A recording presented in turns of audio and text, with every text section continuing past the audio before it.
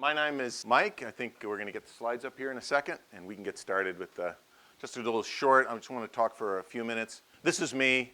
This is how you find me on LinkedIn and Twitter and lots of places. I would love to hear from you and talk about the things we've seen today and things that you're working with in the future. One of the things I love about what's happening today is we're bringing a lot of reality to this space about microservice, right? I think that's really cool. At the same time, I want to inject some unfettered optimism here for a couple of minutes as well, and I want to talk about this notion of innovation. Innovation is incredibly powerful, and innovation involves managing risk, not avoiding it. So this is one of the biggest challenges in the innovative space is dealing with risk. There's some great innovation opportunities. Africa has twice as many mobiles as we do in the US.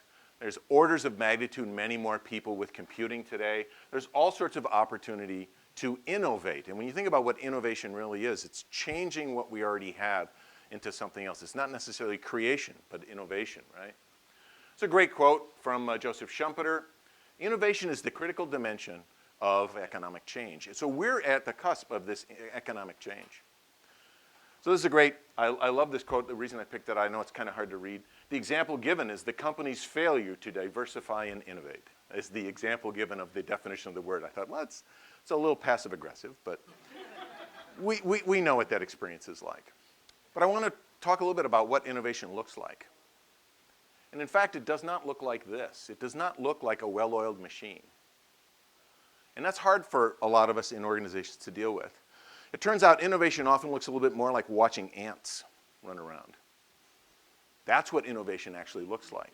There's a great article by Ron Ashkenaz and Marcus Spiegel in the Harvard Business Review that you can read online, which talks about this very idea, that it should not run like a well-oiled machine.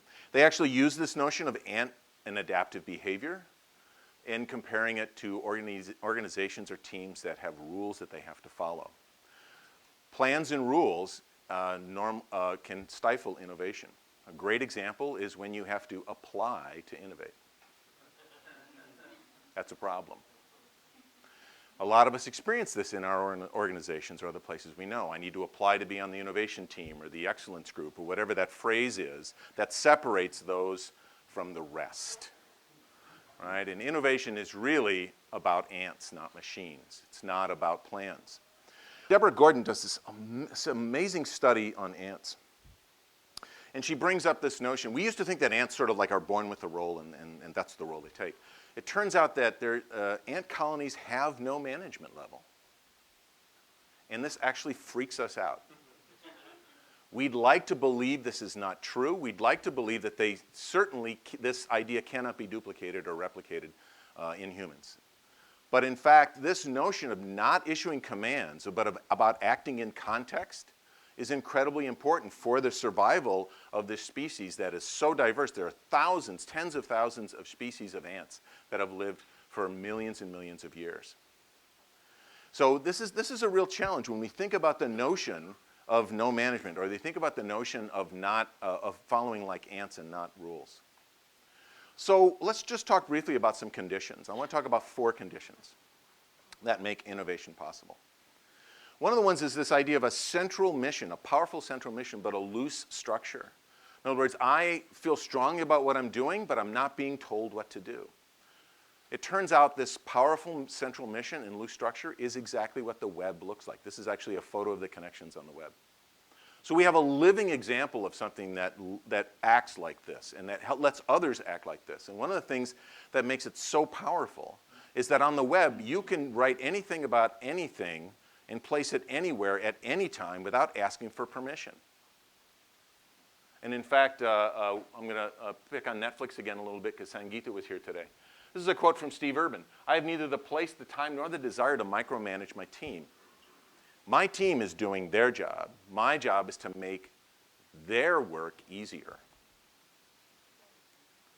So frequent interaction to maximize learning is another key innovation feature. The idea of sharing information, there's also a lot of talk about sharing culture in organizations that are good at innovation. And often the focus is on sharing mistakes, not successes. Lots of people have successes. The mistakes are what I can learn from you. Tell me what your mistakes were so that I don't make them as well. Peter Senge in this great book from 2006 called The Fifth Discipline, and I swear to you I cannot remember what 4 of them are. But the 5th one is learning. The only sustainable competitive advantage is your ability to learn faster. Not learn more, not retain more, but to learn faster than your competitors. And what's the best way to learn fast? We heard about this today. Fail fast and often, right? Learning is this opportunity to make mistakes. So that's very, very important. The other one is constant experimentation. I was talking to John Moore today. You'll get to hear John speak again today. John was explaining to me how they were experimenting with their hiring practice in order to improve the quality of their hires. Experimentation is not a straight line. Often experimentation is this mess. And this is one of the things that makes it really difficult to support experimentation and innovation inside a large organization because you have so much unpredictability involved. These are the ants running around, right? And what's going to happen is when you experiment, you make mistakes. So building in this support for experimentation means building in the support for making mistakes. Now, I can't drill a hole in the bottom of the boat is the phrase, right? I can't sink the ship. And that means there are guardrails. That means there are ways that we set up to make sure that people can test. This is a great quote from Deborah Bull of the King's College in London. If everything we do succeeds, then we're failing. Because that means we're not taking enough risk. Right? If you're not making mistakes, you're not getting ahead. Now, if you're repeating mistakes, that's a different set of problems, right? If you can't learn from them, that's a different set of problems. Often the repeating of mistakes is because of not sharing, right? Because nobody told me that you guys had tried this 2 years ago and it failed, right? And the 4th one I want to mention is this freedom to look on the next horizon.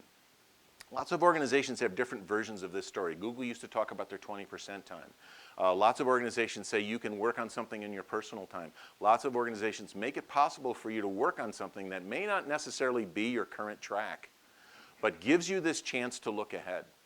And often that ability to look ahead, there are people inside every organization that have their pulse on a trend, a topic, a technology, a technique that maybe the rest of the organization doesn't have. And if you give people the opportunity to look ahead, then that gives everyone an opportunity to learn that and act on it. So this really combines a lot with learning. So there are organizations who spend a lot of time on lunch and learns and evening programs and lecture series, sometimes in seemingly unrelated material in order to encourage people to look ahead at what might be possible in the future. And this ability to look ahead comes out in a graph that's called an S-curve.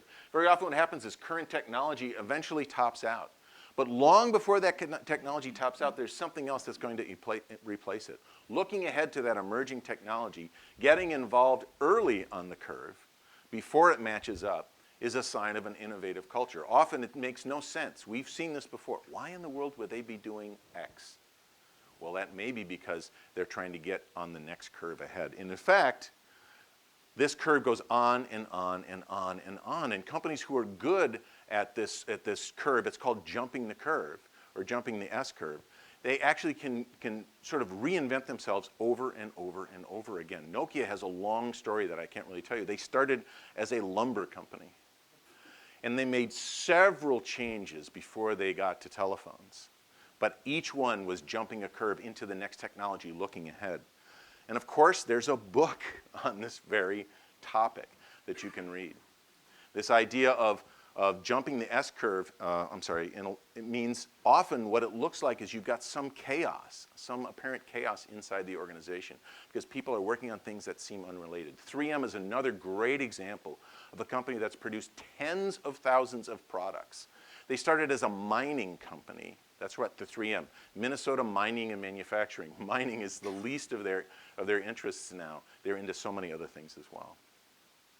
So those are the 4 things I wanted to talk about, this idea of a central mission, maximizing learning, experimentation, and the next horizon. But there's one more thing I want to leave you with. One last word to share, and that is the word inspiration. All of these techniques are great. At the same time, you need to inspire. You need to be inspired as yourself, and you need to inspire others inside the organization. Does anyone recognize this man or this book, Little Prince, Antoine Saint-Exupéry? He has this great idea about inspiration. If you wanted to build a ship, don't drum up people to collect wood. Don't assign work. Teach them to long for the endless immensity of the sea. Inspire them. The reason I mention this very quote is in the training for leadership at Netflix. So at Netflix, and I talked to Sangeeta about this too, teach them to long for the endless immensity of a sea is giving people license to dream, to look ahead, to learn about things, and to act on them. And that's a very, very powerful way to foster innovation inside your organization. Because all of us long for some immensity somewhere. There's some version of what's out there that we all have inside us. And that means that it's in all of your organization, every single person. And that's a powerful way to foster innovation, is to inspire and encourage them to long for that immensity.